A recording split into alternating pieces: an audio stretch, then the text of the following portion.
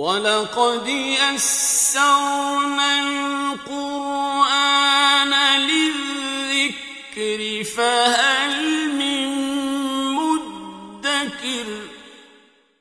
الحمد لله رب العالمين والصلاة والسلام على أشرف الأنبياء والمرسلين أما بعد. أعوذ بالله من الشيطان الرجيم من همزه ونفخه ونفثه. بسم الله الرحمن الرحيم. رب اشرح لي صدري ويسر لي أمري واحلل عقدة من لساني يفقهوا قولي. اللهم انفعنا بما علمتنا وعلمنا ما ينفعنا وزدنا علما. وما جعلنا لبشر من قبلك الخلد أفإن مت فهم الخالدون كل نفس ذائقة الموت ونبلوكم بالشر والخير فتنة وإلينا ترجعون. أعوذ بالله من الشيطان الرجيم. بسم الله الرحمن الرحيم. وما جعلنا لبشر من قبلك الخلد أفإن مت فهم الخالدون. وما جعلنا لبشر، اور نہیں ہم نے بنایا کسی بھی بشر کے لیے، من قبل کا، آپ سے پہلے، آپ سے مراد نبی پاک صلی اللہ علیہ وسلم، نبی کریم صلی اللہ علیہ وسلم مخاطب ہیں. اے میرے حبیب محمد صلی اللہ علیہ وسلم، آپ سے پہلے کسی بشر کو ہم نے نہیں بنایا، کسی بشر کے لیے ہم نے نہیں بنایا آپ سے پہلے الخلد، ہمیشگی. آپ سے پہلے ہم نے کسی بشر کو ہمیشگی نہیں دی. افا ام مت، افا کیا، پس ان اگر مت آپ مر جائیں، کیا پس اگر آپ فوت ہو جائیں، فہم الخالدون پس وہ ہمیشہ رہیں گے. ایک سوالیہ انداز ہے. اے پیارے حبیب صلی اللہ علیہ وسلم، آپ سے پہلے کسی بشر کو، کسی انسان کو ہم نے ہمیشگی عطا نہیں کی. آپ سے پہلے کسی انسان کو پتہ لگا کہ آپ بھی انسان ہیں، پتہ لگا آپ بھی بشر ہیں. اے میرے حبیب صلی اللہ علیہ وسلم، آپ بشر ہیں اور آپ سے پہلے بہت سے بشر گزرے. آپ سے پہلے کسی بشر کو ہم نے ہمیشگی عطا نہیں کی. جب آپ سے پہلے کسی بشر کو ہم نے ہمیشگی عطا نہیں کی، آپ بھی بشر ہیں، آپ سے پہلے بھی بشر تھے. جب آپ سے پہلے کسی بشر کو، خواہ وہ نبی کیوں نہ ہو، جب ان میں سے کسی کو ہمیشگی نہیں ملی تو آپ کے لیے بھی ہمیشگی نہیں ہے. آپ بھی ہمیشہ نہیں رہیں گے، آپ نے فوت ہو جانا ہے. کیا پس اگر آپ فوت ہو جائیں پس یہ زندہ رہیں گے، یہ ہمیشہ رہیں گے؟ آپ نے تو فوت ہونا ہے کیونکہ آپ انسان ہیں اور آپ سے پہلے بہت سے انسان گزرے. آپ سے پہلے کسی انسان کو ہمیشگی نہیں ملی، آپ نے تو فوت ہونا ہی ہے. کیا آپ فوت ہو جائیں گے اور یہ ہمیشہ رہیں گے؟ نہیں، یہ بھی فوت ہو جائیں گے، ان کو بھی ہمیشگی حاصل نہیں ہے. یہ آیت کریمہ کب اتری؟ جب نبی پاک صلی اللہ علیہ وسلم کافروں کو نصیحت کرتے، ان کو واعظ فرماتے اور ان کے جو معبود ہیں ان کے معبودوں کی مذمت کرتے اور ان کے معبودوں کے بارے میں فرماتے کہ یہ باطل معبود ہیں، ان کی عبادت نہیں کرنی چاہیے. تو کافر بہت جزبز ہوتے، ان کو بہت غصہ آتا، لیکن کچھ نہ کر سکتے.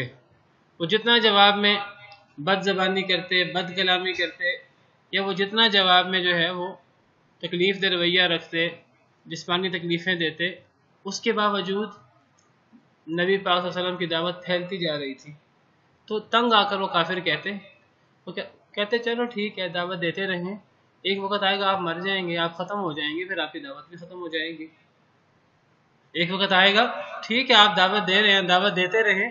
جب وہ دیکھتے کہ دعوت پر ہم پہرا نہیں لگا سک رہے، اپنی پوری کوشش کر لی انہوں نے، بد کلامی کر کے، تشدد کر کے، اور باقاعدہ نبی پاک صلی اللہ علیہ وسلم کو شہید تک کرنے کی کوششیں کی، تو اپنی پوری کوشش کر لی. لیکن جب دیکھا کہ یہ تو دین پھیلتا ہی جا رہا ہے، تو آپس میں کہتے چلو انسان ہی ہے نا، ایک وقت آئے گا، کسی وقت فوت ہو جائے گا، جب فوت ہو جائے گا تو پھر تو پھر جو ہے نا ان کی دعوت ختم ہو جائے گی۔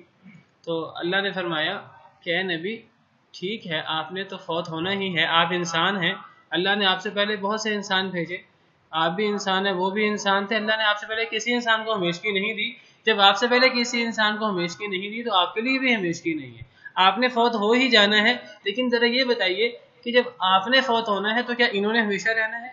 انہوں نے بھی تو فوت ہو جانا ہے۔ تو یہ کیا بات ہوئی کہ ٹھیک ہے آپ دعوت دیتے رہیں، ایک وقت آئے گا کہ آپ فوت ہو جائیں گے، پھر آپ کی دعوت ختم ہو جائے گی۔ بھئی اگر میں فوت ہو جاؤں گا، ان کو جواب دیں، اگر میں فوت ہو جاؤں گا تو تم بھی فوت ہو جاؤ گے، اگر میں نے اللہ کے پاس جانا ہے تو تم نے بھی اللہ کے پاس جانا ہے۔ یہ تو اللہ نے اس دین کو پھیلانا ہے، میں تمہیں اللہ کی طرف سے پیغام دے رہا ہوں اور تمہارا کام یہ تم اس پیغام کو تسلیم کر لو۔ تو گویا کہ یہ آیت کریمہ کافروں کی اس بات کے جواب میں اتری ہے کہ وہ کہتے تھے چلو ٹھیک ہے اگر نبی پاک صلی اللہ علیہ وسلم دعوت دے رہے ہیں تو ایک وقت آئے گا وہ فوت ہو جائیں گے، پھر ان کی دعوت رک جائے گی۔ تو اللہ نے فرمایا اے نبی اگر آپ نے فوت ہونا ہے تو کیا انہوں نے زندہ رہنا ہے؟ انہوں نے بھی فوت ہو جانا ہے۔ تو پہلے تمہید میں فرمایا اے نبی آپ سے پہلے ہم نے کسی بشر کو ہمیشگی عطا نہیں کی، آپ بھی بشر ہیں لہٰذا آپ کے لیے بھی ہمیشگی نہیں ہے۔ تو کافر کہتے ہیں آپ فوت ہو جائیں گے، تو کیا بس اگر آپ فوت ہو جائیں، یہ بات ٹھیک ہے آپ نے فوت ہو جانا ہے ایک وقت میں، کیا بس جب آپ فوت ہو جائیں گے تو کیا یہ زندہ رہیں گے؟ انہوں نے بھی فوت ہو جانا ہے، آپ نے بھی فوت ہونا ہے، انہوں نے بھی فوت ہونا ہے۔ کل نفس ذائقۃ الموت، ہر نفس نے موت کا ذائقہ چکھنا ہے، بشمول آپ کے اور بشمول آپ کی تمام قوم کے، سب نے اللہ کے پاس چلے جانا، کسی ایک نے بھی باقی نہیں بچنا، سب نے فوت ہو جانا ہے۔ اگر کسی نے بچنا ہے تو وہ اللہ رب العالمین کی ذات ہے، اللہ رب العالمین کا مبارک چہرہ ہے۔ کل شیء ہالک الا وجہہ، ہر شے ہلاک ہونے والی ہے سوائے اللہ رب العالمین کے مبارک چہرے کے، سوائے اللہ رب العالمین کے مبارک ذات کے، ہر نفس نے فوت ہو جانا ہے۔ تو اس آیت کریمہ سے پتہ لگا، آیت نمبر 34 سے، کہ نبی پاک صلی اللہ علیہ وسلم دیگر انسانوں کی طرح انسان ہیں، وعلیکم السلام، اور آپ سے پہلے جتنے انسان بھی آئے وہ سب فوت ہو گئے تھے، اور آپ سے پہلے جتنے نبی آئے وہ بھی انسان تھے، وہ بھی سب فوت ہو گئے تھے، اور چونکہ نبی پاک صلی اللہ علیہ وسلم بھی انسان ہیں لہٰذا آپ نے بھی فوت ہونا ہے، اور جب آپ نے فوت ہونا ہے تو قریش مکہ نے بھی ہمیشہ نہیں رہنا۔ تو اس سے تو ایک عقیدے کا پتہ لگا کہ نبی پاک صلی اللہ علیہ وسلم انسان تھے، اور آپ سے پہلے تمام انبیاء بھی انسان تھے، اور کسی انسان نے بھی ہمیشہ نہیں رہنا۔ آپ سے پہلے جتنے انسان آئے وہ سب فوت ہو گئے، اور آپ نے بھی ہمیشہ نہیں رہنا، اور آپ کی قوم نے بھی ہمیشہ نہیں رہنا، اور آپ کے بعد آنے والے انسانوں نے بھی ہمیشہ نہیں رہنا۔ ایک تو یہ اصول پتہ لگا کہ کسی انسان کو بقا نہیں ہے، ہر انسان نے فوت ہونا ہے۔ تو حضرت خضر کے بارے میں عقیدہ کچھ لوگوں کا کہ وہ زندہ ہیں ابھی تک، یہ عقیدہ قرآن پاک کی اس آیت کے خلاف ہے۔ حضرت خضر علیہ السلام انسان تھے کہ نہیں تھے؟ وہ بھی انسان تھے۔ جب وہ انسان تھے تو نبی سے پہلے جتنے انسان آئے، اللہ فرماتے ہیں ہم نے کسی کو ہمیشگی عطا نہیں کی، کسی کو ہم نے خلد عطا نہیں کیا، ہر ایک فوت ہوا ہے۔ اور جب آپ سے پہلے آنے والے سارے انسان فوت ہوئے مشمول انبیاء کے، وہ بھی سب انسان تھے، جب وہ سب فوت ہوئے ہیں اے نبی آپ نے بھی فوت ہونا ہے، تو ان قریش مکہ نے بھی ہمیشہ نہیں رہنا، انہوں نے بھی فوت ہو جانا ہے۔ پتہ لگا جو بھی انسان ہے اس نے فوت ہو جانا ہے، کسی کو بھی ہمیشگی نہیں ہے۔ تو نہ حضرت خضر علیہ السلام کو ہمیشگی ہے، نہ آپ سے پہلے آنے والے دیگر انبیاء کرام علیہ السلام میں سے کسی کو ہمیشگی ہے، اور جب آپ سے پہلے کسی انسان کو ہمیشگی نہیں ہے آپ کو بھی ہمیشگی نہیں ہے، چونکہ آپ بھی انسان ہیں، اور جب آپ کو ہمیشگی نہیں ہے تو پھر قریش مکہ کو بھی ہمیشگی نہیں ہے، انہوں نے بھی ہمیشہ نہیں رہنا، سب نے مر جانا ہے۔ کل نفس ذائقۃ الموت، ہر نفس نے موت کا ذائقہ چکھنا ہے، اس سے کوئی بھی مستثنا نہیں ہے سوائے اللہ رب العالمین کے مبارک ذات کے، یا جنہیں اللہ رب العالمین چاہیں۔ کل من علیہا فان، اس زمین پر بسنے والے ہر شخص نے فوت ہو جانا ہے۔ وَيَبْقَى وَجْهُ رَبِّكَ ذُو الْجَلَالِ وَالْإِكْرَامِ، اور باقی رہ جائے گا آپ کے رب کا مبارک چہرہ جو جلال والا ہے، جو عزت والا ہے، وہ باقی رہ جائے گا۔ باقی ہر ایک نے مر جانا ہے، فوت ہو جانا ہے۔ تو ایک تو پتہ لگا کہ نبی پاک صلی اللہ علیہ وسلم بشر تھے، جب آپ سے پہلے تمام بشر کو موت آنی ہے، کسی کی ہمیشگی نہیں ہے تو آپ کو بھی ہمیشگی نہیں ہے۔ دوسرا پتہ لگا کہ آپ صلی اللہ علیہ وسلم کو بھی موت آنی تھی جو آ چکی ہے، نبی پاک صلی اللہ علیہ وسلم بھی فوت ہو چکے ہیں، آپ سے پہلے تمام انسان، فرمایا ہم نے آپ سے پہلے کسی انسان کو خلد عطا نہیں کیا، ہمیشگی عطا نہیں کی، سب کو موت آئی اپنے اپنے وقت مقررہ پر، تو اے نبی آپ نے بھی فوت ہو جانا ہے، اور جب آپ نے فوت ہونا ہے تو قریش مکہ نے بھی زندہ نہیں رہنا، آپ کی قوم والوں نے بھی فوت ہو جانا ہے، انہوں نے بھی زندہ نہیں رہنا۔ پتہ لگا نبی پاک صلی اللہ علیہ وسلم کو موت آنی تھی، جو آ چکی ہے، موت آنی تھی نبی پاک صلی اللہ علیہ وسلم کو، اور آپ کے ساتھ ساتھ قریش مکہ کو بھی موت آنی تھی، ان سب کو موت آ چکی ہے، وہ سب اللہ کے پاس جا چکے ہیں، وہ سب اللہ کے پاس جا چکے ہیں۔ اس سے ان لوگوں کے عقیدے کا رد ہو جاتا ہے جو سمجھتے ہیں کہ نبی پاک صلی اللہ علیہ وسلم کو موت نہیں آئی، نبی پاک صلی اللہ علیہ وسلم فوت نہیں ہوئے، لہذا وہ آپ کے لیے لفظ موت یا آپ کے لیے لفظ وفات کا استعمال کرتے ہوئے ڈرتے ہیں، گھبراتے ہیں، اور وہ لفظ استعمال کرتے ہیں۔ اگر وہ لفظ استعمال بھی کرنا ہے وہ کہتے ہیں جب نبی پاک صلی اللہ علیہ وسلم کا وصال ہوا، لفظ وصال استعمال کرتے ہیں، اور وہ لفظ وصال استعمال کر کے سمجھتے ہیں جیسے کہ وصال سے مراد یہ ہے کہ موت نہیں آئی، بس نبی پاک صلی اللہ علیہ وسلم اپنے خالق حقیقی کے پاس چلے گئے اور ان سے ملاقات ہو گئی۔ وصال کا مطلب مل جانا، تو نبی پاک صلی اللہ علیہ وسلم جو ہے وہ مل گئے اپنے خالق سے، اپنے مالک سے، تو آپ کو موت نہیں آئی، آپ کے لیے لفظ موت یا آپ کے لیے لفظ وفات استعمال نہیں کرنا چاہیے، یہ آپ کی توہین ہے، یہ گستاخی ہے، یہ اس قسم کے لفظ بولتے ہیں۔ تو نبی پاک صلی اللہ علیہ وسلم کے لیے موت کا لفظ استعمال کرنا، نبی پاک صلی اللہ علیہ وسلم کے لیے وفات کا لفظ استعمال کرنا، یہ کوئی گستاخی نہیں ہے، یہ عین حقیقت ہے۔ اللہ رب العالمین، اگر یہ گستاخی ہوتی، اگر یہ غلط ہوتا تو کبھی اللہ رب العالمین نبی پاک صلی اللہ علیہ وسلم کے لیے لفظ استعمال نہ کرتے۔ اللہ رب العالمین نے نبی پاک صلی اللہ علیہ وسلم کے لیے یہ لفظ استعمال کیے ہیں، صحابہ کرام نے آپ کے لیے یہ لفظ استعمال کیے ہیں۔ یہ لفظ نبی کے لیے استعمال کرنا کوئی گستاخی نہیں ہے، کوئی غلط نہیں ہے، عین حقیقت ہے، صحیح عقیدہ ہے کہ نبی پاک صلی اللہ علیہ وسلم فوت ہو چکے ہیں، نبی پاک صلی اللہ علیہ وسلم ان کو موت آ چکی ہے، وہ اللہ کے پاس جا چکے ہیں۔ جیسے اس آیت کریمہ سے ثابت ہوا، اے نبی اگر آپ نے فوت ہونا ہے تو کیا یہ زندہ رہیں گے؟ پتہ لگا نبی بھی فوت ہو جائیں گے اور یہ بھی زندہ نہیں رہیں گے، یہ بھی فوت ہو جائیں گے۔ یہی بات قرآن پاک میں اللہ نے اور بھی کئی مقامات پر فرمائی۔ سورہ زمر میں اللہ فرماتے ہیں، سورہ زمر آیت نمبر 30، اِنَّكَ مَيِّتٌ وَإِنَّهُمْ مَيِّتُونَ، اے میرے حبیب صلی اللہ علیہ وسلم، بے شک آپ بھی فوت ہونے والے ہیں اور بے شک یہ بھی فوت ہو جائیں گے، آپ بھی مرنے والے ہیں اور بے شک یہ بھی مر جائیں گے۔ تو آپ وسلم بھی فوت ہو چکے ہیں، آپ بھی مر چکے ہیں، اور قریش مکہ بھی مر چکے ہیں، اللہ رب العالمین کی پیشین گوئی کے مطابق، اللہ رب العالمین کے حقیقی فرمان کے مطابق آپ بھی فوت ہو چکے ہیں اور قریش مکہ بھی فوت ہو چکے ہیں۔ اس آیت کریمہ کا معنی یہ ہے، اے میرے حبیب بے شک آپ بھی مر جائیں گے اور یہ بھی مر جائیں گے۔ تو پتہ لگا نبی پاک صلی اللہ علیہ وسلم کو موت آ چکی ہے، اور پتہ لگا کہ نبی پاک صلی اللہ علیہ وسلم کے لیے یا صحابہ کرام کے لیے یا اولیاء اللہ کے لیے لفظ موت یا لفظ وفات استعمال کرنے میں کوئی حرج نہیں ہے۔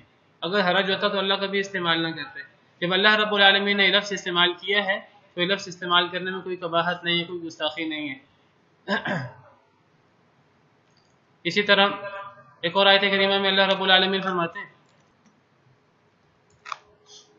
سورہ آل عمران آیت نمبر 144، وما محمد الا رسول، اور نہیں ہے محمد صلی اللہ علیہ وسلم مگر رسول۔ آپ کا سب سے بلند مقام، آپ کا سب سے بلند مرتبہ رسول کا ہے، رسالت کا ہے۔ آپ کا مرتبہ اس سے بلند نہیں ہے کہ آپ میں کوئی خدائی صفات پیدا کی جائیں، آپ کو کوئی اللہ کی صفات دی جائیں، آپ کو اللہ کی ذات کا کوئی حصہ، آپ کو اللہ کی اولاد یا آپ کو نعوذ باللہ اللہ قرار دیا جائے۔ آپ کا بڑے سے بڑا مقام رسالت کا ہے، آپ رسول سے بڑھ کر نہیں ہیں۔ نہیں ہے محمد صلی اللہ علیہ وسلم مگر رسول، اس سے بڑھ کر نہیں ہے۔ قد خلت من قبلہ الرسل، تحقیق گزر چکے آپ سے پہلے بہت سے رسول، آپ سے پہلے بہت سے رسول گزرے، اس طرح آپ بھی ایک رسول ہیں۔ جس طرح ان میں خدائی صفات نہیں تھی، اس طرح نبی پاک صلی اللہ علیہ وسلم میں بھی خدائی صفات نہیں۔ جس طرح وہ آپ سے پہلے آئے تھے اور وہ جا چکے ہیں، فوت ہو چکے ہیں، آپ نے بھی فوت ہونا ہے۔ افَإِن مَاتَ، کیا پس اگر آپ مر جائیں، یہاں بھی لفظ مات، موت، لفظ موت استعمال کرنے میں کوئی حرج نہیں ہے۔ کیا پس اگر مات یہ مر جائیں، نبی پاک صلی اللہ علیہ وسلم، کیا پس اگر یہ مر جائیں، او قتل یا شہید کر دیے جائیں، یا مار دیے جائیں، کوئی بندہ ان کو شہید کر دے، کیا پس اگر یہ مر جائیں یا شہید کر دیے جائیں، انقلبتم علی اعقابکم، تم لوٹ جاؤ گے اپنے قدموں پر؟ یعنی صحابہ کرام کو خطاب ہے کہ اگر تمہارے پیارے نبی صلی اللہ علیہ وسلم دو باتوں میں سے ایک بات ہو جائے، یا وہ فوت ہو جائیں تبھی موت ان کو آ جائے بستر پر، یا وہ شہید کر دیے جائیں، کوئی کافر، کوئی ان کے دشمن جو ہیں آپ کے دشمن وہ اگر آپ کو شہید کرنے کی کوشش کریں اور آپ کو شہید کرنے میں کامیاب ہو جائیں، تو کیا تم اپنے قدموں پہ پھر جاؤ گے؟ کیا تم دوبارہ کافر ہو جاؤ گے؟ کیا تم مرتد ہو جاؤ گے؟ کیا تم نے اللہ کا کلمہ پڑھا ہے کہ نبی پاک صلی اللہ علیہ وسلم کا کلمہ پڑھا ہے؟ کیا تم نے اللہ کو رب مانا ہے کہ نبی کو رب مانا ہے؟ جس نے نبی کو رب مانا ہے وہ نبی کے فوت ہونے پر یا نبی کے شہید ہونے پر پھرنا چاہتا ہے پھر جائے، جس نے اللہ کو رب مانا ہے تو اس کو، نبی بھی دیگر انسانوں کی طرح ایک انسان ہے، آپ سے پہلے بہت سے انبیاء گزرے، بہت سے رسول گزرے، وہ بھی فوت ہو گئے، نبی بھی فوت ہو جائیں گے یا شہید کر دیے جائیں گے، جو معاملہ بھی ہو۔ ایک سوال ہے، کیا تم اپنے قدموں پہ پھر جاؤ گے؟ کیا مرتد ہو جاؤ گے؟ نہیں، ایسا نہیں ہونا چاہیے، یہ غلط بات ہے، ایسا نہیں ہونا چاہیے۔ وَمَن يَنْقَلِبْ عَلَىٰ عَقِبَيْهِ، جو پلٹے اپنے قدموں کے بل آپ کی وفات پر یا آپ کی شہادت پر، فَلَن يَضُرَّ اللَّهَ شَيْئًا، وہ اللہ کو نقصان نہیں پہنچا سکے گا، وَسَيَجْزِي اللَّهُ الشَّاكِرِينَ، اور اللہ عنقریب جزا دیں گے شکر کرنے والوں کو۔ تو اس آیت کریمہ سے بھی پتہ لگا کہ نبی پاک صلی اللہ علیہ وسلم نے یا فوت ہونا ہے یا شہید ہونا ہے، تو آپ باقاعدہ شہید نہیں ہوئے، آپ کو موت آئی، یا ایک لحاظ سے وہ شہادت بھی تھی، اس لیے کہ جب نبی پاک صلی اللہ علیہ وسلم اللہ کے پاس جانے لگے تو آپ مرض الوفات میں، مرض الموت میں فرمایا کرتے تھے کہ میں آج تک اس زہر کی تکلیف محسوس کرتا ہوں جو مجھے یہودی عورت نے دی تھی۔ تو اس سے بعض علماء کہتے ہیں کہ نبی پاک صلی اللہ علیہ وسلم کو شہادت کا درجہ نصیب ہوا تھا، واللہ عالم۔ آپ فرماتے تھے مجھے ابھی بھی وہ جو آپ کو ایک یہودی عورت نے دعوت پہ بلایا تھا اور آپ نے اسے دعوت قبول فرمائی تھی، تو اس نے اس کھانے میں زہر ملا دیا تھا، اور نبی پاک صلی اللہ علیہ وسلم بھی دعوت میں موجود تھے اور آپ کے ایک صحابی بھی دعوت میں موجود تھے۔ اللہ رب العالمین نے آپ کو بتا دیا تھا کہ اس میں زہر ملا ہوا، لیکن آپ صلی اللہ علیہ وسلم ایک لقمہ کھا چکے تھے، آپ نے فوراً وہ لقمہ اگل دیا، جیسی وحی ہوئی آپ کو، آپ کے ساتھ جو صحابی تھے وہ پورا لقمہ کھا چکے تھے، وہ شہید ہو گئے موقع پر ہی، لیکن آپ صلی اللہ علیہ وسلم کو اللہ نے بچا لیا، آپ نے فوراً وہ لقمہ اگل دیا، تو وہ صحابی شہید ہو گئے۔ تو ان صحابی کی شہادت کے قصاص میں آپ نے اپنی وجہ سے عورت کو معاف کر دیا، لیکن وہ صحابی شہید ہو گئے، تو اس کی وجہ سے، ان کی وجہ سے اس عورت کو قتل کر دیا گیا جواب میں۔ لیکن جب آپ صلی اللہ علیہ وسلم مرض الموت میں تھے تو آپ فرمایا کرتے تھے اس زہر کے اثرات میں آج تک محسوس کرتا ہوں۔ بہرحال آپ فوت ہوئے یا آپ شہید ہوئے تو آپ فوت ہو چکے ہیں، اللہ کے پاس جا چکے ہیں، وہی عرض کر رہا ہوں۔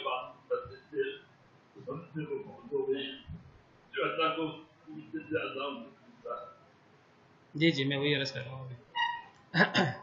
تو جب نبی پاک صلی اللہ علیہ وسلم فوت ہو گئے، جب اللہ کے پاس چلے گئے، تو مسلمان جو ہیں وہ شدید غم اور شدید تکلیف میں، اتنی زیادہ کبھی انہوں نے تکلیف اور اتنا بڑا کبھی غم نہیں دیکھا تھا کہ ان کے محبوب پیغمبر جو ہیں وہ اللہ کے پاس چلے گئے ہیں۔ تو بعض صحابہ کرام کی تو یہ کیفیت ہو گئی کہ وہ کہنے لگے کہ نبی پاک صلی اللہ علیہ وسلم فوت نہیں ہوئے۔ وہ گویا کہ ایک لحاظ سے بعض صحابہ اپنے حواس میں نہ رہے، اپنے حواس کھو بیٹھے۔ حضرت عمر رضی اللہ عنہ بھی ان میں شامل تھے۔ حضرت عمر رضی اللہ عنہ فرمانے لگے کہ جو شخص یہ کہے گا کہ آپ فوت ہو چکے ہیں تو میں اس کی تلوار سے گردن اڑا دوں گا۔ حضرت عمر یہ ماننے کو تیار نہیں تھے کہ نبی پاک صلی اللہ علیہ وسلم جو ہیں وہ فوت ہو چکے ہیں۔ حضرت ابوبکر صدیق رضی اللہ عنہ وہ کسی کام سے قریب ہی گئے ہوئے تھے، تو وہ واپس آئے کام سے، تو انہیں پتہ لگا کہ نبی پاک صلی اللہ علیہ وسلم کئی دنوں سے بیمار تھے، تو پتہ لگا کہ نبی پاک صلی اللہ علیہ وسلم جو ہیں وہ فوت ہو چکے ہیں۔ تو سیدنا ابوبکر صدیق رضی اللہ عنہ بہت زیادہ وہ آپ صلی اللہ علیہ وسلم کے بہت قریبی ساتھی تھے، اور سب سے زیادہ علم رکھنے والے تھے، سب سے زیادہ ایمان رکھنے والے تھے، اور آپ سے سب سے زیادہ محبت بھی انہیں تھی حضرت ابوبکر صدیق کو، اور سب سے زیادہ نبوت کے مزاج کو سمجھنے والے تھے اور دین کو جاننے والے تھے۔ جب انہوں نے ساری صورتحال کا جائزہ لیا تو وہ تشریف لائے، نبی پاک صلی اللہ علیہ وسلم کو دیکھا کہ آپ فوت ہو چکے ہیں، تو آپ کے ماتھا مبارک پر بوسہ دیا اور فرمانے لگے کہ اللہ تعالیٰ آپ کے لیے 2 موتیں 2 تکلیفیں کبھی اکٹھی نہیں کریں گے. ایک تکلیف آ چکی ہے آپ کو، ایک موت آ چکی ہے، اب اللہ تعالیٰ آپ کو کبھی دوبارہ تکلیف نہیں دیں گے. ایک نبی کے لیے، ایک اللہ کے قریبی مسلمان کے لیے ایک ہی تکلیف ہوتی ہے موت کی، اس کے بعد اس کو کبھی تکلیف نہیں ہوتی. تو حضرت ابوبکر صدیق کہنے لگے اب آج کے بعد اللہ آپ کو کبھی موت نہیں دیں گے، آپ کو ایک موت آ چکی ہے. تو پھر یہ کہہ کر باہر تشریف لائے تو دیکھا کہ صحابہ کرام کی کیفیت عجیب ہے، بڑے غم میں ہیں. حضرت عمر کے بارے میں دیکھا کہ وہ دیوانہ وار پھر رہے ہیں کہ جو کہے گا کہ نبی صلی اللہ علیہ وسلم فوت ہو چکے ہیں میں گردن اس کی اڑا دوں گا. تو حضرت ابوبکر صدیق نے پھر سب کو سمجھایا، حضرت عمر کو سمجھایا اور خطبے کے لیے کھڑے ہوئے اور پھر خطبے میں ارشاد فرمایا کہ یہاں ذکر ہے کہ حضرت عائشہ فرماتی ہیں کہ رسول کریم، یہ صحیح بخاری کی روایت ہے، حضرت عائشہ فرماتی ہیں کہ نبی صلی اللہ علیہ وسلم فوت ہو گئے. عن عائشہ زوج النبی صلی اللہ علیہ وسلم ان رسول اللہ صلی اللہ علیہ وسلم مات. حضرت عائشہ بھی لفظ موت استعمال کر رہی ہیں. حضرت عائشہ آپ سے سب سے زیادہ محبت کرنے والی آپ کے لیے لفظ موت استعمال کر رہی ہیں. آپ سے محبت کرنے والی، آپ کی عزت کرنے والی، آپ کا احترام کرنے والی، آپ کے لیے لفظ موت استعمال کرنے میں کوئی حرج نہیں ہے، آپ کے لیے لفظ وفات استعمال کرنے میں کوئی حرج نہیں ہے. حضرت عائشہ فرماتی ہیں کہ رسول کریم صلی اللہ علیہ وسلم فوت ہو گئے اور ابوبکر صدیق رضی اللہ عنہ سنح نامی مقام پر تھے. تو حضرت عمر کھڑے ہوئے، وہ کہنے لگے واللہ ما مات رسول اللہ صلی اللہ علیہ وسلم. حضرت عمر کہنے لگے اللہ کی قسم رسول کریم صلی اللہ علیہ وسلم فوت نہیں ہوئے.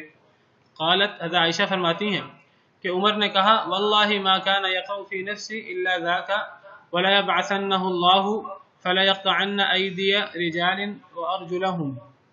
حضرت عمر بعد میں کہا کرتے تھے میرے دل میں یہ بات آئی کہ آپ فوت نہیں ہوئے، آپ ابھی اٹھیں گے اور پھر جو ہے وہ اور آپ وسلم جو ہے وہ اپنے دشمنوں سے مقابلہ کریں گے. حضرت عمر کا خیال یہ تھا ابھی آپ کو موت نہیں آئی یا وہ اپنے وقتی طور پہ اپنے حواس کھو چکے تھے. حضرت ابوبکر صدیق آئے، وہ جب آپ فوت ہوئے اس وقت حضرت ابوبکر صدیق قریب کسی جگہ پر گئے ہوئے تھے.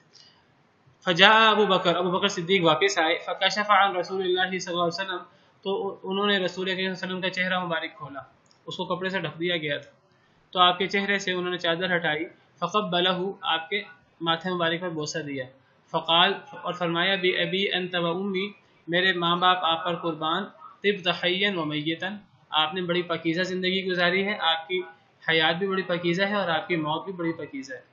والذی نفسی بیدہ، اس ذات کی قسم جس کے ہاتھ میں میری جان ہے، لا یذیقک اللہ موتتین ابدا، اللہ آپ کو کبھی 2 موتیں نہیں چکھائیں گے، اللہ آپ کو کبھی 2 موتیں نہیں دیں گے. ایک موت آپ کو آ چکی ہے، اب دوبارہ موت نہیں ہے. اور یہ بات قرآن میں بھی موجود ہے. اللہ تعالیٰ قرآن پاک میں فرماتے ہیں نیک لوگوں کے حوالے سے، لا یذوقون، جنت کے بارے میں، لا یذوقون فیہا الموت الا الموتۃ الاولی ووقاہم عذاب الجحیم، کہ جنتی لوگ جو ہیں وہ جنت میں موت کا ذائقہ نہیں چکھیں گے مگر وہ پہلی موت جو دنیا میں چکھ چکے ہیں. پہلی موت کے بعد کسی جنتی کے لیے، کسی نیک شخص کے لیے کوئی موت نہیں ہے. اور نبی پاک صلی اللہ علیہ وسلم تو نیک لوگوں کے متقین کے امام ہیں. تو حضرت ابوبکر صدیق نے یہی بات فرمائی، قسم کھا کر فرمائی کہ آپ کو ایک تکلیف آنی تھی، اب آپ کو آ چکی ہے، اللہ آپ کو اب دوسری موت کبھی نہیں دیں گے، اب آپ کو دوسری تکلیف کبھی نہیں آئے گی، اب آپ نے جو تکلیف سہنی تھی سہ چکے ہیں. پھر حضرت ابوبکر صدیق نکلے اور پھر آپ نے حضرت عمر سے فرمایا. حضرت ابوبکر صدیق اپنے حواسوں میں تھے، سب سے زیادہ علم رکھنے والے تھے، دین کو سمجھنے والے تھے، کنٹرول کیا اپنے آپ پر، حالانکہ وہ بھی بڑے جذبات میں تھے، اپنے اوپر کنٹرول کیا. اور حضرت عمر سے کہنے لگے ایھا الحالف علی رسلک، اے قسم اٹھانے والے ذرا ٹھہر جا. حضرت عمر سے کہنے لگے. حضرت عمر کہتے تھے اللہ کی قسم جو کہے گا آج فوت ہو چکے ہیں، قسم کھا کر فرماتے میں اسے گردن اڑا دوں گا، قسم کھا کر کہتے. تو حضرت ابوبکر صدیق نے حضرت عمر سے فرمایا اے قسم اٹھانے والے ذرا ٹھہر جاؤ، علی رسلک، ذرا ٹھہر جاؤ.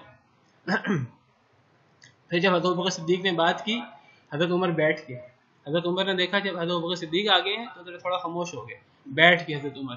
تو حضرت ابوبکر صدیق نے اللہ کی حمد بیان کی، اللہ کی ثنا بیان کی اور کہنے لگے اللہ، پھر خطبہ دیا لوگوں کو. فرمایا خبردار اے لوگو، من کان یعبد محمدا فإن محمدا قد مات، جو محمد صلی اللہ علیہ وسلم کی عبادت کرتا تھا، ان کو معبود سمجھتا تھا، تو وہ جان لے آج کہ محمد صلی اللہ علیہ وسلم فوت ہو چکے ہیں. جس نے محمد صلی اللہ علیہ وسلم کا کلمہ پڑھا تھا اور ان کو اپنا سب کچھ معبود سمجھتا تھا تو وہ سمجھ لے اس کا معبود فوت ہو گیا ہے۔ ومن کان یعبد اللہ، اور جو اللہ کی عبادت کرتا تھا، جو اپنا معبود اللہ کو سمجھتا تھا، فإن اللہ حی لا یموت، اللہ تعالیٰ ہمیشہ زندہ رہنے والے ہیں اور اللہ کو کبھی موت نہیں آئے گی۔ تو عقیدہ سمجھایا کہ نبی پاک صلی اللہ علیہ وسلم مسلمانوں کے نزدیک پیغمبر ہیں اللہ کے، یہ اللہ نہیں ہے، معبود نہیں ہے، ہم محمد صلی اللہ علیہ وسلم کی عبادت نہیں کرتے، ہم تو اللہ کی عبادت کرتے ہیں۔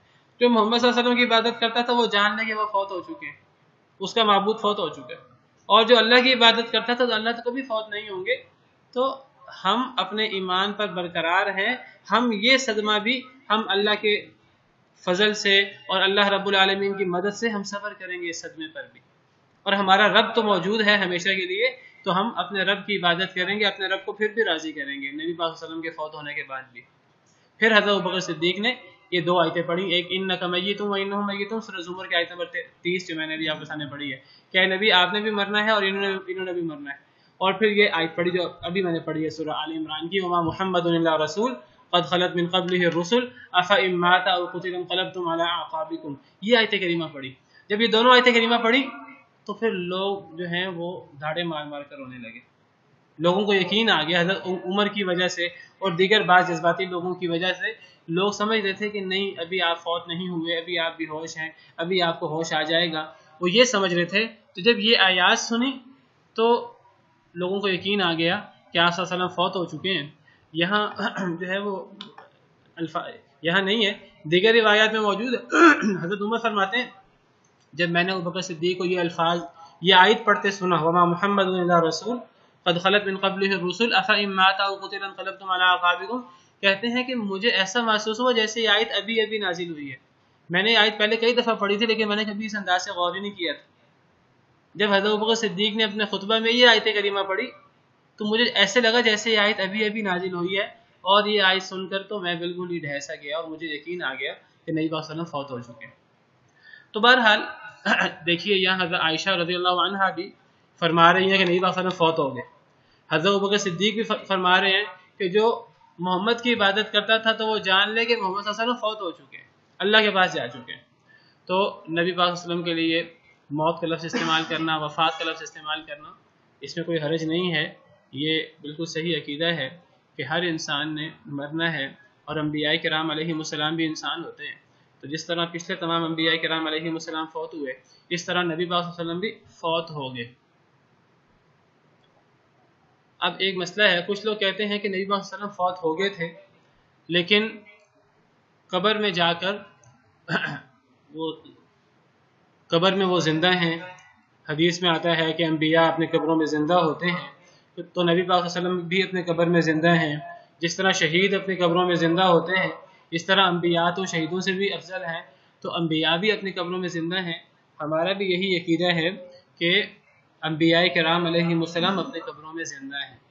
انبیاء کرام علیہ السلام فوت ہو چکے ہیں، دنیا سے جا چکے ہیں، لیکن وہ اپنی قبروں میں زندہ ہیں۔ حدیث مبارکہ ہے الانبیاء احیاء فی قبورہم، انبیاء اپنے قبروں میں زندہ ہیں۔ بعض روایات میں ہے کہ اللہ نے قبر کی مٹی پر انبیاء کے جسم کو کھانا حرام کیا ہے، قبر کی مٹی انبیاء کے جسم کو نہیں کھا سکتی، اور آپ نے فرمایا کہ انبیاء جو ہیں وہ اپنی قبروں میں زندہ ہیں۔ ہمارا بھی ایمان ہے انبیاء اپنے قبروں میں زندہ ہیں، لیکن اب سوال ایک یہ ہے کہ جب وہ دنیا سے جا چکے ہیں، جب وہ فوت ہو چکے ہیں، تو اب قبروں میں زندہ ہونے سے مراد کیا ہے؟ تو قبروں میں زندہ ہونے سے مراد برزخی زندگی ہے۔ قبروں میں زندہ ہونے سے مراد برزخی زندگی ہے، دنیاوی اعتبار سے فوت ہو چکے ہیں، دنیاوی اعتبار سے اللہ کے پاس جا چکے ہیں۔ یہ جو ہم آیات پڑھ رہے ہیں یہ ساری کے ساری دنیاوی اعتبار سے ہیں۔ افإن مت فهم الخالدون، اے نبی اگر آپ نے فوت ہونا ہے تو کیا یہ زندہ رہیں گے؟ اے نبی آپ نے بھی فوت ہونا ہے، انہوں نے بھی فوت ہونا ہے، دنیاوی اعتبار سے۔ دنیاوی اعتبار سے نبی پاک صلی اللہ علیہ وسلم فوت ہو چکے ہیں۔ انک میت وانہم میتون، جو سورہ آل عمران کی بھی آیت کریمہ پڑھی، صحیح بخاری کی روایت بھی آپ کو سنائی، ان تمام روایات سے پتہ لگا کہ ان آیتوں سے اور حدیث مبارکہ سے پتہ لگا کہ نبی پاک صلی اللہ علیہ وسلم دیگر انسانوں اور دیگر انبیاء کرام علیہ السلام کی طرح دنیاوی اعتبار سے فوت ہو چکے ہیں۔ اب جہاں تک قبر کا مسئلہ ہے تو قبر کے بارے میں ہمارا عقیدہ کتاب و سنت کے مطابق ہے. کتاب و سنت سے ثابت ہوتا ہے کہ انبیاء کرام علیہ السلام اپنے قبروں میں زندہ ہیں، تو ہم مانتے ہیں انبیاء کرام علیہ السلام اپنے قبروں میں زندہ ہیں. شہداء رضی اللہ عنہم اجمعین بھی اپنی قبروں میں زندہ ہیں، لیکن وہ زندگی ان کی دنیا والی زندگی ہے نہیں. دنیا والی زندگی سے تو وہ اب چھٹکارا حاصل کر چکے ہیں، اب وہ ایک دفعہ فوت ہو چکے ہیں، اب دنیاوی اعتبار سے وہ مر چکے ہیں، اللہ کے پاس جا چکے ہیں. اب قبروں میں ان کی زندگی کون سی زندگی ہے؟ وہ برزخی زندگی ہے. یہ وہی زندگی ہے جس کا ذکر اللہ رب العالمین نے شہیدوں کے حوالے سے فرمایا. قرآن پاک میں ہے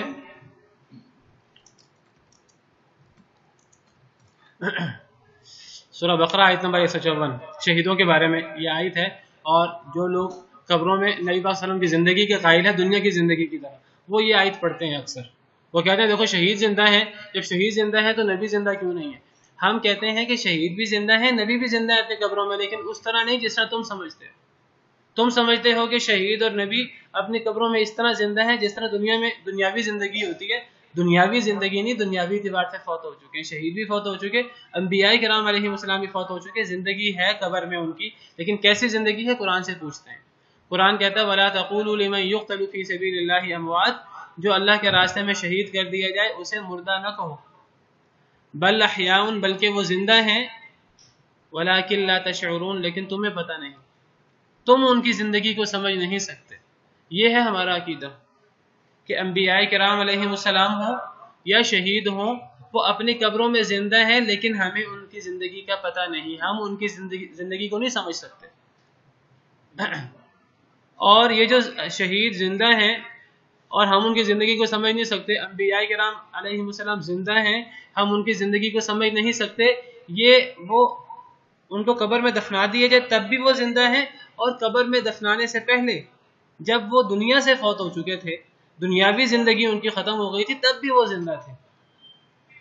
لیکن بل احیاء ولکن لا تشعرون، وہ زندہ ہیں لیکن تم شعور نہیں رکھتے. یہاں قبروں کی بات نہیں ہو رہی، یہاں بات یہ ہو رہی کہ اگر شہید فوت ہو جائے تو شہید کو مردہ نہ کہو، وہ زندہ ہے لیکن اس کی زندگی کا ہمیں شعور نہیں ہے، ہم اس کی زندگی کو نہیں سمجھ سکتے. ہم صرف اس زندگی کو سمجھ سکتے ہیں جو دنیا کے اعتبار سے کوئی ہماری طرح زندہ ہو، سنتا ہو، دیکھتا ہو، باتیں کرتا ہو، چلتا ہو، پھرتا ہو، ہم اس کو زندہ سمجھتے ہیں. جو فوت ہو چکا ہو دنیاوی اعتبار سے، اب ہم اگر وہ اللہ فرماتے ہیں وہ زندہ ہے، ہم مانتے ہیں وہ زندہ ہے، لیکن اللہ نے ساتھ فرمایا کہ تم ان کی زندگی کا شعور نہیں رکھتے. ہم دنیاوی اعتبار سے ان کی زندگی کا شعور نہیں رکھتے، دنیا کے اعتبار سے وہ زندہ نہیں ہے، کسی اور اعتبار سے وہ زندہ ہے، اللہ کے ہاں وہ زندہ ہیں، زندہ ہیں، ان کو رزق بھی مل رہا ہے. دوسری آیت ہے وَلَا تَحْسَبَنَّ الَّذِينَ قُتِلُوا فِي سَبِيلِ اللَّهِ أَمْوَاتًا بَلْ أَحْيَاءٌ عِندَ رَبِّهِمْ يُرْزَقُونَ، کہ تم لوگ شہیدوں کو مردہ نہ سمجھو، مردہ خیال نہ کرو، بلکہ وہ زندہ ہیں اور انہیں اپنے رب کے پاس رزق بھی مل رہا ہے. ہمارا ایمان یہ ہے کہ شہید جو ہیں وہ اپنی قبروں میں زندہ ہے، دنیا کی طرح نہیں، ہم نہیں سمجھتے ان کی زندگی کو، اپنی قبروں میں زندہ ہیں، اور وہ قبروں سے پہلے بھی، دفنانے سے پہلے بھی وہ زندہ تھے، لیکن ان کی زندگی ہمیں اس کا شعور نہیں ہے، اور وہ ان کو رزق مل رہا ہے، ان کی روحیں جو ہیں وہ جنت کی سیریں کر رہی ہیں، سبز پرندوں میں ہیں. انبیاء کرام علیہ السلام کا مقام تو ان سے بھی زیادہ ہے. تو انبیاء کرام علیہ السلام ان کو بھی اپنے قبروں کے اندر رزق اور بہت سی اللہ کی طرف سے نعمتیں مل رہی ہیں، لیکن وہ ان کی زندگی دنیاوی زندگی نہیں ہے. کہ کوئی بندہ دنیاوی طور پہ زندہ ہو اسے قبر میں دفنایا نہیں جا سکتا، اسے قبر میں دفنانا یہ اس کی بہت بڑی توہین ہے، یہ بہت بڑا ظلم ہے. اگر ایک شخص دنیاوی طور پہ زندہ ہو، یہ عقیدہ رکھنا کہ شہید یا نبی اپنی قبروں میں دنیاوی طور پہ زندہ ہیں، یہ بالکل غلط عقیدہ ہے. تو کون سی زندگی ہے ان کی؟ ہم کہیں گے ایسی زندگی ہے جس کو ہم سمجھتے نہیں، دنیاوی زندگی نہیں ہے. پھر اس زندگی کا نام کیا ہے؟ میں نے آپ سے ابھی کہا کہ اس کا نام ہے برزخی زندگی. وہ ہم اس کو برزخی زندگی کیوں کہتے ہیں؟ برزخ کہتے ہیں پردے کو، آڑ کو. برزخ کہتے ہیں پردے کو یا آڑ کو. اللہ فرماتے ہیں قرآن پاک میں مرج البحرین یلتقیان بینہما برزخ لا یبغیان. اللہ نے دو سمندر چلا دیے، ایک کھارا اور ایک میٹھا. سورہ رحمان کی آیت ہے کہ اللہ نے دو سمندر چلا دیے، بینہما برزخ لا یبغیان، ان دونوں سمندروں کے درمیان ایک آڑ ہے، وہ ایک دوسرے پر غلبہ نہیں پاتے، وہ پانی دونوں پانی پیرل چلتے رہتے ہیں، ایسے جیسے کہ درمیان میں اللہ نے کوئی اندیکھا ایک پردہ رکھا ہو، وہ لمبا عرصہ جو ہے وہ ساتھ ساتھ چلتے رہتے ہیں، ایک دوسرے میں خلط ملط نہیں ہوتے۔ تو یہاں لفظ برزخ استعمال ہوا۔ برزخ کسے کہتے ہیں؟ ایک آڑ کو، ایک پردہ۔ تو یہ جو برزخی زندگی ہے یہ اصل میں ایسی زندگی ہے جو آخرت اور دنیاوی زندگی کے درمیان ایک آڑ ہے، جو آخرت اور دنیاوی زندگی کے درمیان ایک آڑ ہے۔ یہ لفظ ہم نے کہاں سے نکالا کہ یہ برزخی زندگی ہے؟ یہ لفظ اللہ رب العالمین نے قرآن پاک میں استعمال کیا ہے قبر کی زندگی کے لیے۔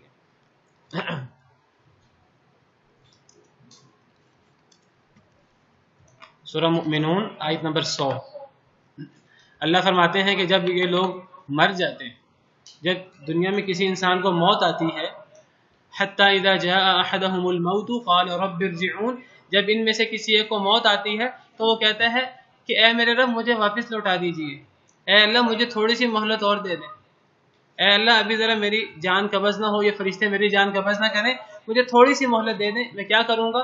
لعلی اعمل صالحا، شاید کہ میں کوئی نیک عمل کر لوں۔ یہ کافر لوگ جب ان کو موت آتی ہے تو اللہ سے مہلت مانگتے ہیں۔ اللہ نے پوری زندگی مہلت دی تھی، اس میں کوئی نیک عمل نہیں کیا، اس میں صدقہ نہیں کیا، اس میں نبیوں پر ایمان نہ لائے، اور جب موت آئی کہتے ہیں اللہ تعالیٰ تھوڑی سی مہلت دے دے ہم نیک عمل کر لیں۔ اللہ فرمائیں گے کلا، ہرگز نہیں۔ اللہ ڈھیل دیتے ہیں، اللہ 10 سال 20 سال سینکڑوں سال کی ڈھیل دے دیتے ہیں، لیکن جب وقت آ جاتا ہے پھر اللہ ایک لمحے کی ڈھیل بھی نہیں دیتے۔ جب فیصلہ آ جاتا ہے کہ اب موت کا وقت آ گیا، اب اس کو ایک لمحے کی ڈھیل بھی نہیں ملنی۔ اللہ فرماتے ہیں ہرگز نہیں، انہا کلمۃ هو قائلها، یہ ایک کلمہ ہے جو ہر مرنے والے کافر نے کہنا ہے۔ ہر مرنے والا کافر کہتا ہے اے اللہ تھوڑی سی مہلت دے دے، اے اللہ تھوڑی سی مہلت دے دے۔ اللہ فرماتے ہیں کسی کو مہلت نہیں ملنی۔ وَمِن وَرَائِهِمْ بَرْزَخٌ إِلَى يَوْمِ يُبْعَثُونَ، یہ ہے وہ لفظ برزخ جو میں آپ سے کہہ رہا ہوں، برزخی زندگی۔ اللہ فرماتے ہیں اب ان کی موت آ چکی ہے، ان کافروں کی، اب ان کو مہلت نہیں ملنی۔ اب مرنے کے بعد ان کے پیچھے اب برزخ ہے، یعنی قبر کی زندگی، اور یہ برزخ کی زندگی کب تک ہے؟ الی یوم یبعثون، اس دن تک جس دن انہیں اٹھایا جائے گا۔ کہاں سے؟ قبروں سے۔ تو قبر کی زندگی کو کیا کہتے ہیں؟ برزخ کی زندگی۔ اس آیت کریمہ سے ثابت ہوا، اس آیت کریمہ سے ثابت ہوا کہ قبر کی زندگی برزخ کی زندگی ہے۔ اور میں آپ سے عرض کروں یہ زندگی شہداء کو بھی حاصل ہے، یہ زندگی انبیاء کرام علیہ السلام کو بھی حاصل ہے، اور ان کی تو بڑی خاص زندگی ہے، ان پہ تو بڑے انعامات ہیں اس زندگی کے اندر۔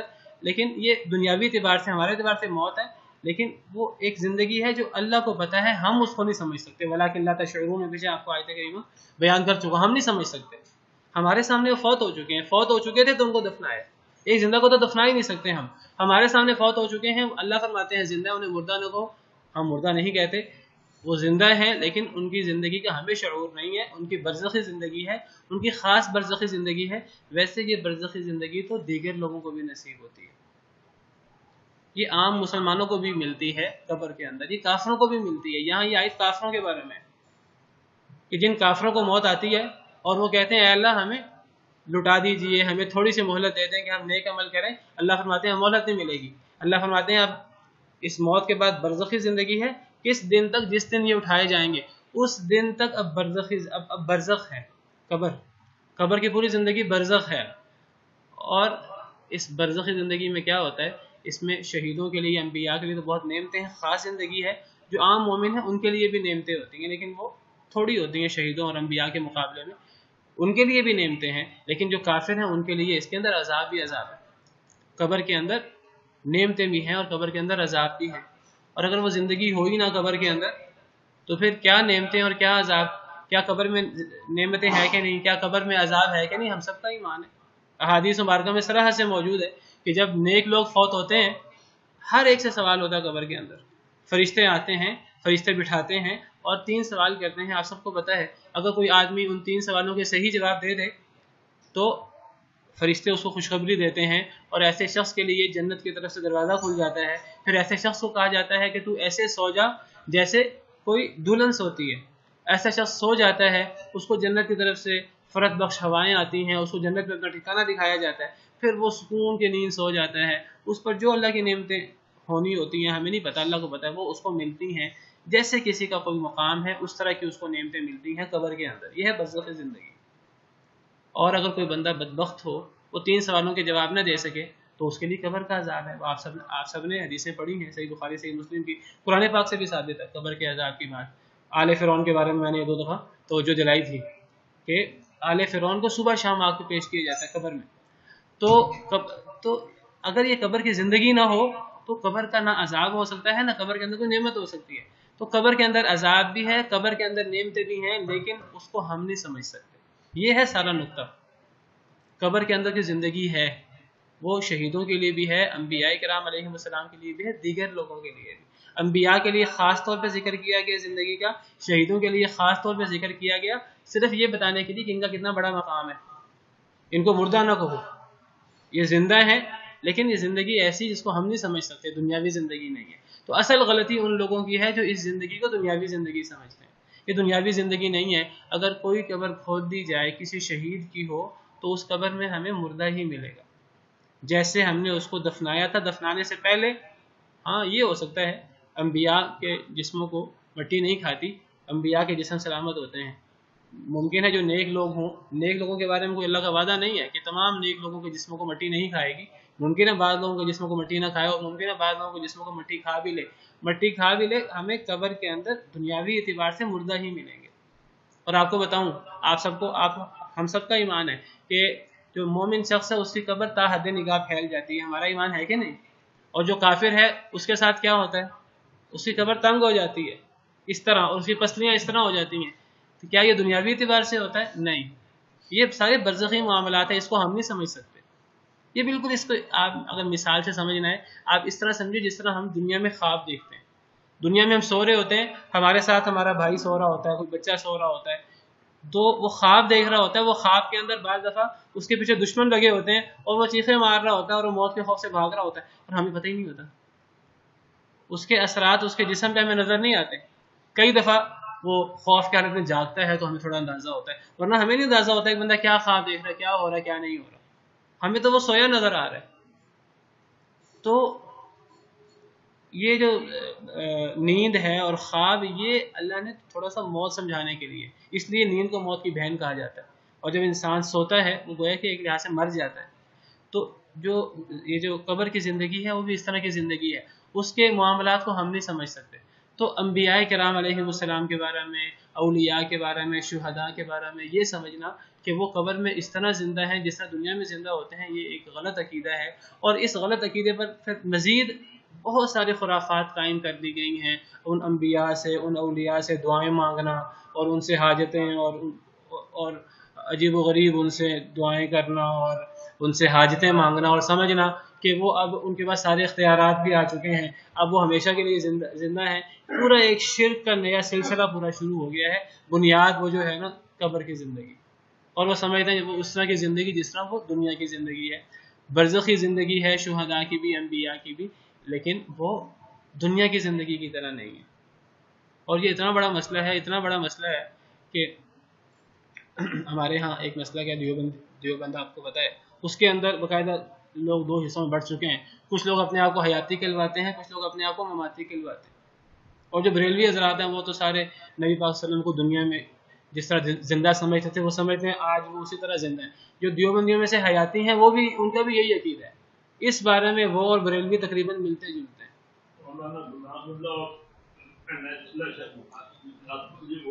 دیوبند حضرات میں ایسے لوگ بھی ہیں جو مماتی ہیں, اور ایسے لوگ تھوڑے ہیں. اور اہل حدیثوں کا عقیدہ جو ہے وہ اس بارے میں ان کے بہت حد تک قریب ہے. صرف میں قبر کی زندگی کی وجہ سے بات کر رہا ہوں. تو بہرحال یہ ایک بہت معرکۃ العراء مسئلہ ہے کہ شہداء کی زندگی قبر کے اندر, انبیاء کی زندگی. تو میں نے کہا کہ یہ آج چونکہ مسئلہ چھڑ گیا ہے تو میں اس بارے میں تفصیل کے ساتھ آپ کو بیان کر دوں. تو دنیاوی اعتبار سے انبیاء کرام علیہ السلام کو موت آ چکی ہے, وہ فوت ہو چکے ہیں.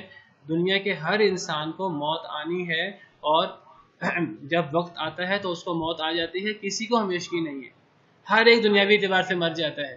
جب وہ دنیاوی اعتبار سے مرتا ہے تو اس کو قبر میں دفنایا جاتا ہے. اگر وہ مرے ہی نہ تو اس کو دفنایا نہیں جاتا. اب جو لوگ سمجھتے ہیں کہ نبی پاک صلی اللہ علیہ وسلم قبر میں بھی دنیا کی طرح زندہ ہیں, پھر اب ان سے سوال کیا جائے کہ وہ جو قبر میں زندہ ہیں تو ایک زندہ کو کیسے دفنا دیا, کیا وہ مرے تھے کہ نہیں مرے تھے؟ کچھ لوگ کہتے ہیں مرے ہی نہیں تھے, کچھ لوگ کہتے ہیں کہ وہ جب دفنایا جا رہا تھا اس وقت آنکھیں کھول کے دیکھ رہے تھے. نعوذ باللہ من ذالک. کچھ لوگ کہتے ہیں نہیں مر گئے تھے پھر زندہ ہو گئے تھے. ایسی باتیں ہیں جن کی نہ کوئی دلیل. وہی بات جو اللہ قرآن میں کہتے ہیں قل ہاتوا برہانکم ان کنتم صادقین, اپنی دلیل لے آؤ اگر تم سچے ہو. قرآن پاک سے ثابت ہے کہ انبیاء کرام علیہ السلام کو موت آ چکی ہے, تمام انبیاء کو.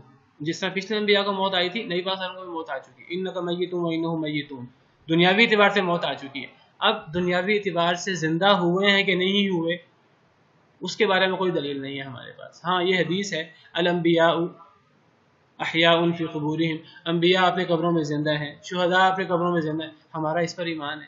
سوال یہ ہے زندگی سے مراد کیا ہے.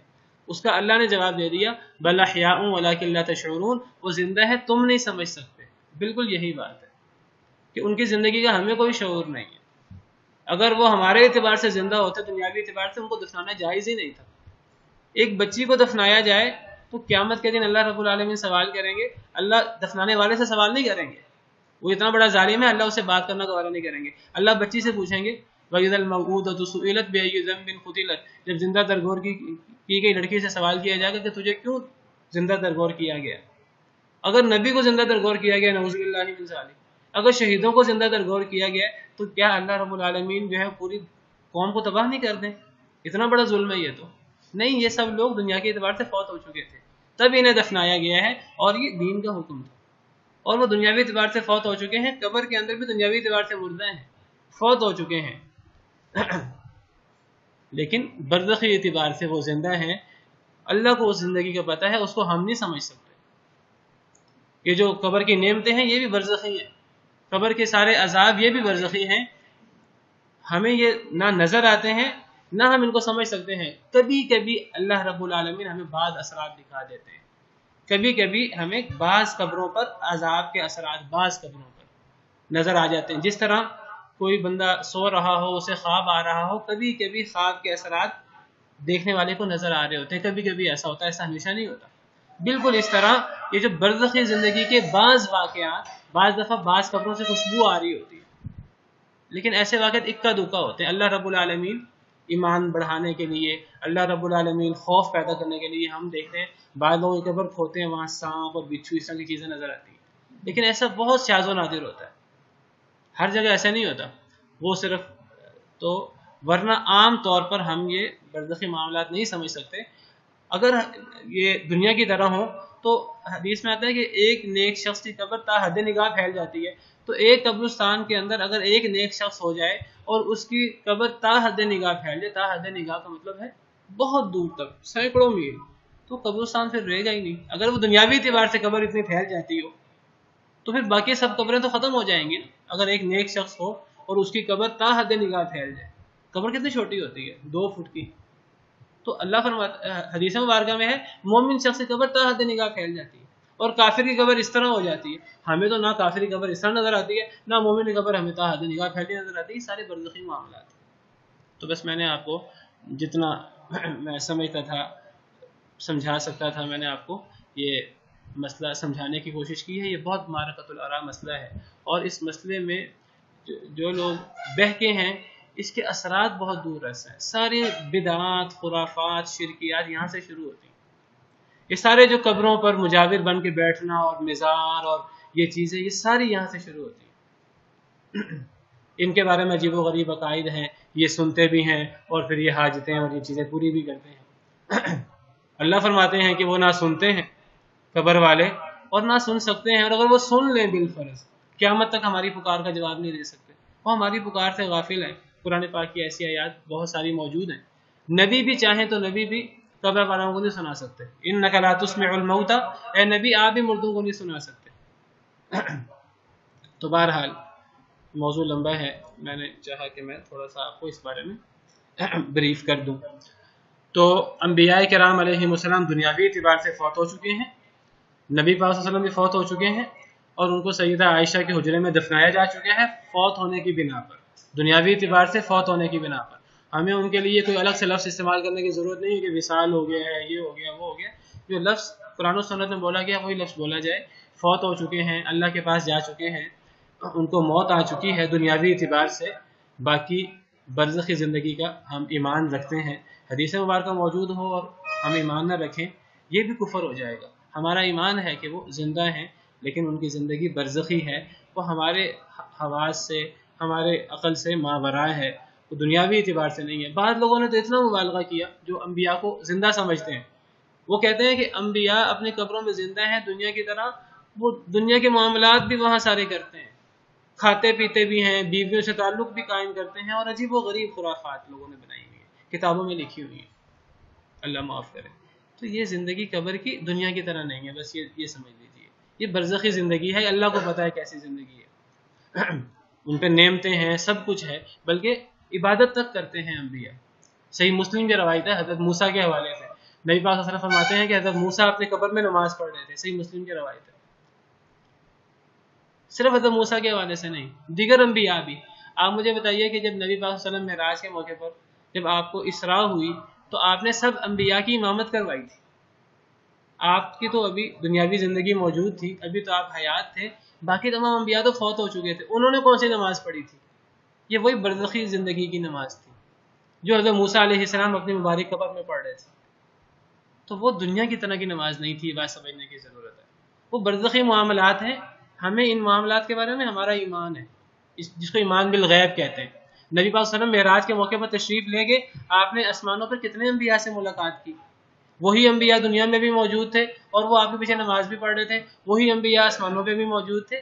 یہ برزخی معاملات ہیں، غیبی معاملات ہیں، ہم ان پر ایمان بالغیب لاتے ہیں۔ یہی مطلب ہے ھدی للمتقین الذین یؤمنون بالغیب، یہ ہے غیب پر ایمان لانا۔ جو بات حدیث میں آ گئی، صحیح حدیث ہے، ہمارا اس پر ایمان ہے، ہماری عقل میں سماتی ہے کہ نہیں سماتی، ہمیں دنیاوی اعتبار سے سمجھ آتی ہے کہ نہیں آتی، ہم ایمان لاتے ہیں، اس کا انکار نہیں کرنا، جو انکار کرے گا وہ بھی کافر ہو جائے گا۔ جو دنیاوی زندگی سمجھے گا یہ بھی غلط عقیدہ ہے، اور جو کہ نہیں زندگی ہے ہی نہیں، یہ حدیث میں ہے زندگی ہے، حدیث میں ہے کہ حضرت موسیٰ نماز پڑھ رہے تھے اپنی قبر میں، صحیح حدیث ہے، صحیح مسلم کی حدیث ہے۔ حدیث مبارکہ میں ہے کہ انبیاء کرام علیہ السلام نے نبی پاک صلی اللہ علیہ وسلم کے پیچھے نماز پڑھی اسراء کے موقع پر۔ صحیح حدیث مبارکہ میں ہے کہ نبی پاک صلی اللہ علیہ وسلم نے آسمانوں پہ انبیاء سے ملاقاتیں کی۔ یہ سارے معاملات برزخی ہیں، ہمیں نہیں سمجھ آتے، ہمارے حواس میں نہیں آتے، نہ آئے، ہم ایمان بالغیب رکھتے ہیں ان چیزوں پر۔ تو فرمایا وما جعلنا لبشر من قبلک الخلد، اور نہیں ہم نے بنایا کسی بشر کے لیے آپ سے پہلے ہمیشگی، افإن مت فهم الخالدون، کیا پس اگر آپ فوت ہو جائیں تو کیا یہ زندہ رہیں گے؟ ہرگز نہیں، یہ بھی فوت ہو جائیں گے۔ کل نفس ذائقۃ الموت، ہر نفس نے موت کا ذائقہ چکھنا، بشمول انبیاء، اور وہ تمام انبیاء فوت ہو چکے، اللہ کے پاس جا چکے، سوائے حضرت عیسیٰ علیہ السلام کے، وہ بھی فوت نہیں ہوئے، اللہ رب العالمین نے ان کو آسمانوں پر ویسے ہی اٹھا لیا، وہ قیامت کے قریب دوبارہ تشریف لائیں گے۔ وَنَبْلُوكُمْ بِالشَّرِّ وَالْخَيْرِ فِتْنَةً، اور ہم آزماتے ہیں تمہیں شر کے ساتھ اور خیر کے ساتھ آزمائش، ہم تمہیں آزماتے ہیں شر کے ساتھ اور خیر کے ساتھ، فتنہ آزمائش، یعنی لوگوں کی آزمائش ہوتی ہے۔ ہم سمجھتے ہیں بعض دفعہ کہ آزمائش صرف برائی کے ساتھ ہوتی ہے، صرف مصیبت کے ساتھ ہوتی ہے، نہیں، مصیبت کے ساتھ بھی آزمائش ہوتی ہے، شر کے ساتھ بھی اور خیر کے ساتھ بھی آزمائش ہوتی ہے۔ بعض دفعہ اللہ رب العالمین کسی پر کوئی انعام کرتے ہیں، کوئی نعمتیں دیتے ہیں، کوئی مال و دولت دے دیتے ہیں، بہت زیادہ رزق وسیع کر دیتے ہیں، وہ یہ نہ سمجھے اللہ مجھ سے بہت راضی ہے، مجھے اللہ نے اس لیے دیا ہے۔ یہ رزق کی فراوانی بھی فتنہ ہے، یہ رزق کی فراوانی بھی اس کے لیے اللہ کی طرف سے ایک آزمائش ہے، بڑی سخت آزمائش ہے، بڑی کڑی آزمائش ہے کہ ایک بندہ جو ہے وہ اس آزمائش میں پورا اترتا ہے کہ نہیں اترتا، ایک بندہ اس مال کا حق ادا کرتا ہے کہ نہیں کرتا، ایک بندہ شکر ادا کرتا ہے کہ نہیں کرتا، نمازیں پڑھتا ہے کہ نہیں پڑھتا، ایک بندہ مال و دولت کی وجہ سے تکبر تو نہیں اس میں آ جاتا، اس کے گردن میں سریا تو نہیں آ جاتا۔ یہ سب چیزیں اللہ رب العالمین آزمائش کرتے ہیں۔ ہم نے پیچھے پڑھا ہے سورۃ طٰہٰ کے آخر میں وَلَا تَمُدَّنَّ عَيْنَيْكَ إِلَىٰ مَا مَتَّعْنَا بِهِ أَزْوَاجًا مِّنْهُمْ زَهْرَةَ الْحَيَاةِ الدُّنْيَا لِنَفْتِنَهُمْ فِيهِ، یہ جو ہم نے بہت سے لوگوں کو دنیا کی زیب و زینت دے رکھی ہے تاکہ ہم انہیں آزمائیں، تاکہ ہم انہیں آزمائش میں مبتلا کر دیں، تو اے نبی اس لوگوں کو دی گئی نعمتوں کی طرف نظریں اٹھا کر نہ دیکھیں۔ تو میرے کہنے کا مقصد یہ ہے کہ صرف تکلیف کے ساتھ آزمائش نہیں ہوتی، اللہ فرماتے ہیں وَنَبْلُوكُمْ بِالشَّرِّ وَالْخَيْرِ فِتْنَةً، ہم آزماتے ہیں تمہیں شر کے ساتھ بھی اور خیر کے ساتھ بھی، دونوں فتنہ ہے، شر بھی فتنہ ہے اور خیر بھی۔ شر آزمائش ہے کہ انسان صبر کرتا ہے کہ نہیں کرتا، کہیں انسان مایوس تو نہیں ہو جاتا، کہیں انسان وویلا تو نہیں کرتا کہ جی میں ہی ملا تھا اللہ کو اس کام کے لیے۔ کئی لوگ یہ کلمہ بولتے ہیں اور آپ کو بتائیں یہ کلمہ بہت خطرناک کلمہ ہے، یہ کلمہ اتنا خطرناک ہے کہ انسان کو کفر تک لے جا سکتا ہے، اللہ معاف کرے۔ میں ہی ملا تھا اس کام کے لیے، مجھ پر ہی مصیبتیں آنی تھیں، یہ کلمہ کبھی نہیں بولنا چاہیے۔ انا للہ و انا الیہ راجعون پڑھنا چاہیے۔ ہم اللہ کے لیے ہیں، ہمیں اللہ کے پاس لوٹ کر جانا ہے، ہمیں اللہ سے پناہ مانگنی چاہیے آزمائش سے، لیکن آزمائش آ جائے تو صبر کرنا چاہیے۔ تو ہم آزماتے ہیں تمہیں شر کے ساتھ بھی اور خیر کے ساتھ بھی۔ اگر نعمت ملے تو پھر اکڑنا نہیں ہے، فخر نہیں کرنا، اس کو اپنی محنت نہیں سمجھنا، میں نے اپنی محنت سے کمایا۔ یہ بھی ایک بہت بڑا خناس ہے کہ میں نے سارا مال اپنی محنت سے کمایا۔ یہ پتہ کس نے کہا تھا؟ یہ قارون نے کہا تھا۔ قارون نے کہا تھا قال انما اوتیتہ علی علم عندی، کہنے لگا یہ سارا مال میں نے اپنے علم سے کمایا۔